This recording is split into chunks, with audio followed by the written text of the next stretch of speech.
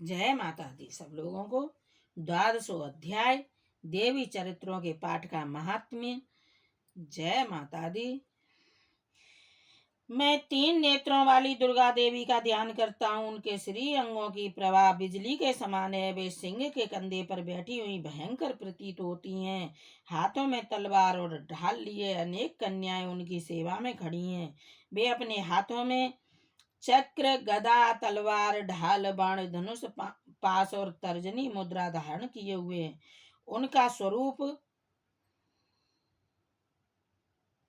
अग्निमय है तथा वे माथे पर चंद्रमा का मुकुट धारण करती हैं। देवी बोली, देवताओं, जो एकाग्रचित होकर प्रतिदिन इन स्थितियों से मेरा स्तवन करेगा, उसकी सारी बाधा मैं निश्चय ही दूर कर दूंगी।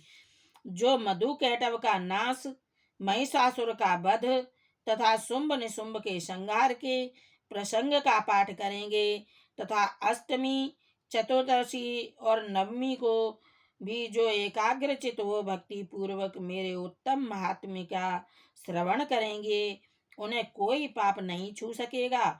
उन पर पाप जनित आपत्तियां भी नहीं आएंगी। उनके घर में कभी दरिद्रता नहीं होगी तथा उनको कभी प्रेमी जनों के विछोह का कष्ट भी नहीं भोगना पड़ेगा। इतना ही नहीं, उन्हें शत्रु से, लुटेरों से, राजा से, शस्त्र से, अग्नि से तथा जल की राशि से भी कभी भय नहीं होगा। इसलिए सबको एकाग्रचित होकर भक्ति पूर्वक मेरे इस महात्म्य को सदा पढ़ना और सुनना चाहिए। यह परम कल्याण कारक है। मेरा महात्म्य महामारी जनित समस्त उपद्रवों तथा आध्यात्मिक आदि तीनों प्रकार के उत्पातों को शांत करने वाला है। मेरे जिस मंदिर में प्रतिदिन विधि पूर्वक मेरे इस महात्म्य का पाठ किया जाता है, उस स्थान को मैं कभी नहीं छोड़ती। वहाँ सदा ही मेरा सन्निधान बना रहता है। बलिदान, पूजा, होम तथा महोत्सव के अवसरों पर मेरे इस चरित्र का पूरा पूरा पाठ और श्रवण करना चाहिए। ऐसा करने पर मनुष्य विधि को जानकर या बिना जाने भी मेरे लिए जो बलि, पूजा या होम आदि करेगा, उसे मैं बड़ी प्रसन्नता के साथ ग्रहण करूंगी।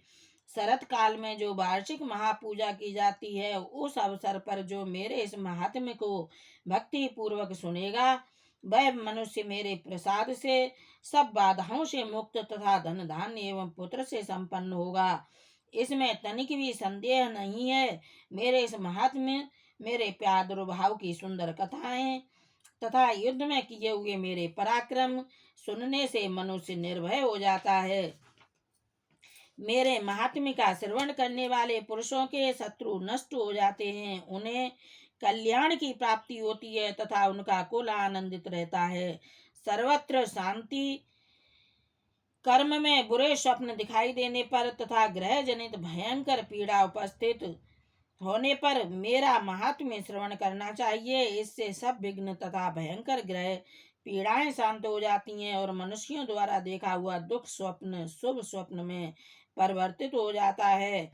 बाल ग्रहों से आक्रांत हुए बालकों के लिए यह महात्म्य शांति कारक है तथा मनुष्यों के संगठन में फूट होने पर यह अच्छी प्रकार मित्रता कराने वाला होता है। यह महात्म्य समस्त दुराचारियों के बल का नाश कराने वाला है। इसके पाठ मात्र से राक्षसों, भूतों और पिशाचों का नाश हो जाता है। मेरा यह सब महात्म्य मेरे सामीप्य की प्राप्ति कराने वाला है। पशु, पुष्प, अर्घ्य, धूप, दीप, गंध आदि उत्तम सामग्रियों द्वारा पूजन करने से, ब्राह्मण को भोजन कराने से, होम करने से, प्रतिदिन अभिषेक करने से, नाना प्रकार के अन्य भोगों का अर्पण करने से तथा दान देने आदि से 1 वर्ष तक जो मेरी आराधना की जाती है और उससे मुझे जितनी प्रसन्नता होती है, उतनी प्रसन्नता मेरे इस उत्तम चरित्र का एक बार श्रवण करने मात्र से हो जाती है। यह महात्म्य श्रवण करने पर पापों को हर लेता है और आरोग्य प्रदान करता है। मेरे प्रादुर्भाव का कीर्तन समस्त भूतों से रक्षा करता है तथा मेरा युद्ध विषयक चरित्र दुष्ट दैत्यों का संहार करने वाला है। इसके श्रवण करने पर मनुष्य को शत्रु का भय नहीं रहता। देवताओं, तुमने और ब्रह्मर्षियों ने जो मेरी स्तुतियां की हैं, तथा ब्रह्मा जी ने जो स्तुतियां की हैं वे सभी कल्याणमयी बुद्धि प्रदान करती हैं। वन में, सूने मार्ग में अथवा धावा नल से गिर जाने पर, निर्जन स्थान में लुटेरों के दांव में पड़ जाने पर, या शत्रुओं से पकड़े जाने पर, अथवा जंगल में सिंह, व्याघ्र या जंगली हाथियों के पीछा करने पर, कुपित राजा के आदेश से बधिया बंधन के स्थान में ले जाए जाने पर, अथवा महासागर में नाव पर बैठने के बाद भारी तूफान से नाव के डगमग होने पर, और अत्यंत भयंकर युद्ध में शस्त्रों का प्रहार होने पर, अथवा वेदना से पीड़ित होने पर, किम बहुना सभी भयानक बाधाओं के उपस्थित होने पर, जो मेरे इस चरित्र का स्मरण करता है वह मनुष्य संकट से मुक्त हो जाता है। मेरे प्रभाव से सिंह आदि हिंसक जंतु नष्ट हो जाते हैं, तथा लुटेरे और शत्रु भी मेरे चरित्र का स्मरण करने वाले पुरुष से दूर भागते हैं। ऋषि कहते हैं, यों कहकर प्रचंड पराक्रम वाली भगवती चंडिका सब देवताओं के देखते देखते वहीं अंतर ध्यान हो गईं। फिर समस्त देवता भी शत्रुओं के मारे जाने से निर्भय हो पहले की ही भांति यज्ञ भाग का उपभोग करते हुए अपने अपने अधिकार का पालन करने लगे। संसार का विध्वंस करने वाले महाभयंकर अतुल पराक्रमी देव शत्रु शुंभ तथा महाबली निशुंभ के युद्ध में देवी द्वारा मारे जाने पर शेष दैत्य पाताल लोक में चले आए। राजन, इस प्रकार भगवती अंबिका देवी नित्य होती हुई भी पुनः पुनः प्रकट होकर जगत की रक्षा करती हैं। वे ही इस विश्व को मोहित करती, वे ही जगत को जन्म देती, तथा वे ही प्रार्थना करने पर संतुष्ट हो विज्ञान एवं समृद्धि प्रदान करती हैं। राजन, महाप्रलय के समय महामारी का स्वरूप धारण करने वाली वे महाकाली ही इस समस्त ब्रह्मांड में व्याप्त हैं। वे ही समय समय पर महामारी होती और वे ही स्वयं अजन्मा होती हुई भी सृष्टि के रूप में प्रकट होती हैं। वे सनातनी देवी ही समयानुसार संपूर्ण भूतों की रक्षा करती हैं।